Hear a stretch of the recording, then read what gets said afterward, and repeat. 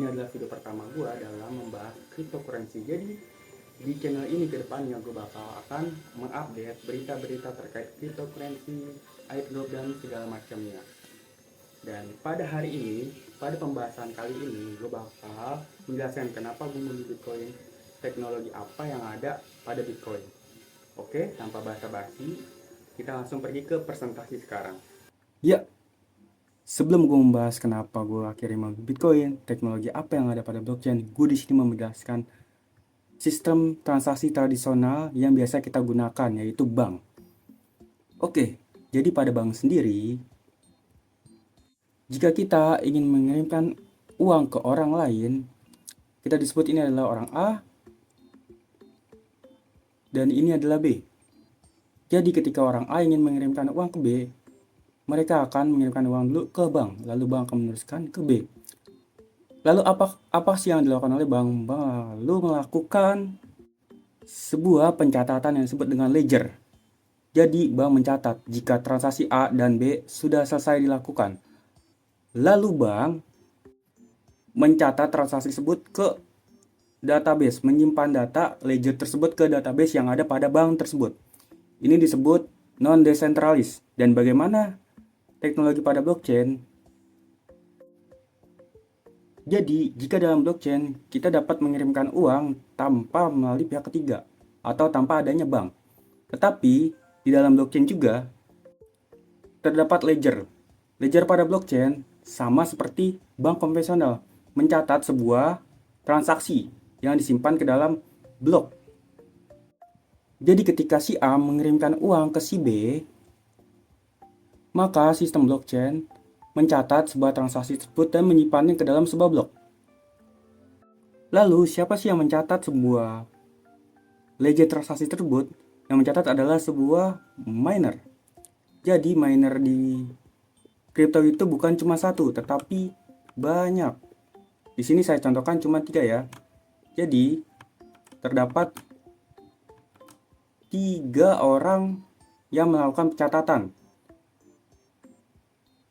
Dan ketiganya ini saling terhubung satu sama lain. Dan di dalam blockchain, jumlah minernya itu ada banyak. Jadi bisa ada 6, 9 dan tak terbatas.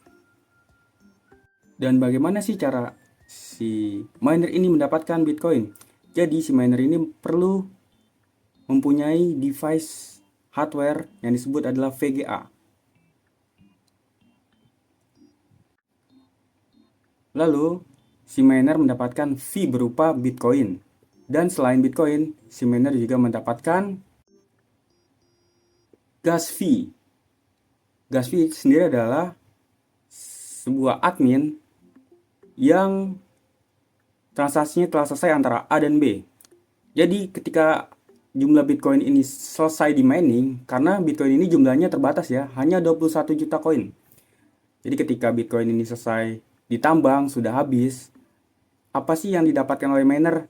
Ya, gas fee itu sendiri. Karena semakin Bitcoinnya langka, semakin fee-nya juga yang besar. Seperti itu. Oke, kenapa gue tertarik sama blockchain ini? Coba kita lihat seperti ini. Ketika ada hacker ingin melakukan manipulasi transaksi terhadap transaksi ini, maka ketika ini berhasil dihack oleh si hacker, dan kemungkinannya itu sangat kecil karena sulit sekali untuk menghack salah satu node atau blok yang ada pada blockchain. Kita anggap saja hacker tersebut berhasil melakukan peretasan pada suatu blok. Tetapi ketika blok ini berhasil diretas, berhasil dihack, maka blok-blok lain ini bakal memvalidasi bahwa apa yang telah diubah datanya oleh hacker tidak benar karena node-node ini, blok-blok ini masih menyimpan transaksi sebelumnya. Jadi bagaimana caranya agar supaya si hacker ini bisa menghack suatu Bitcoin? Caranya adalah si hacker harus menghack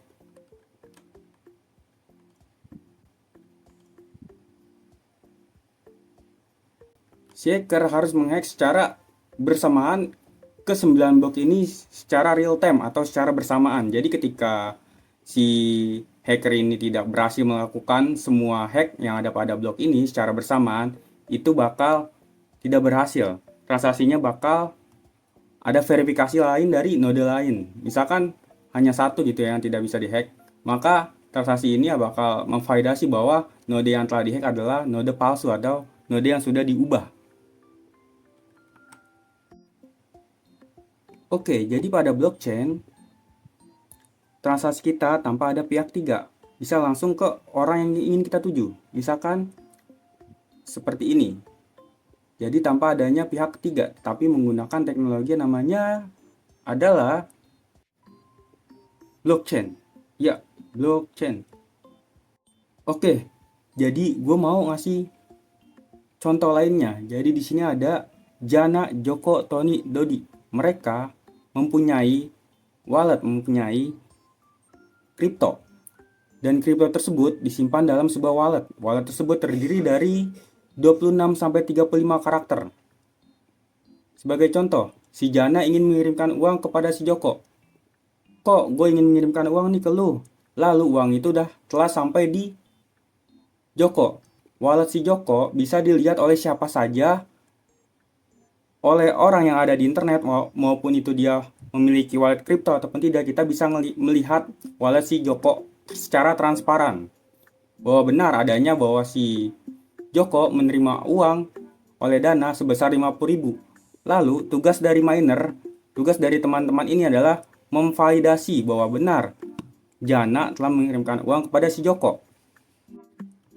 Jadi Jana, Joko, Tony, dan Dodi punya catatan transaksi antara Jono dan Joko.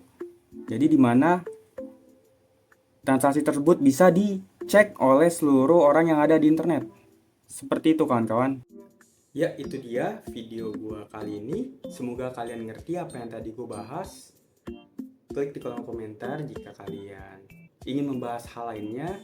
Dan untuk kalian yang tertarik pada video cryptocurrency, bisa tolong klik tombol subscribe-nya. Oke, sekian, terima kasih. Wassalamualaikum warahmatullahi wabarakatuh.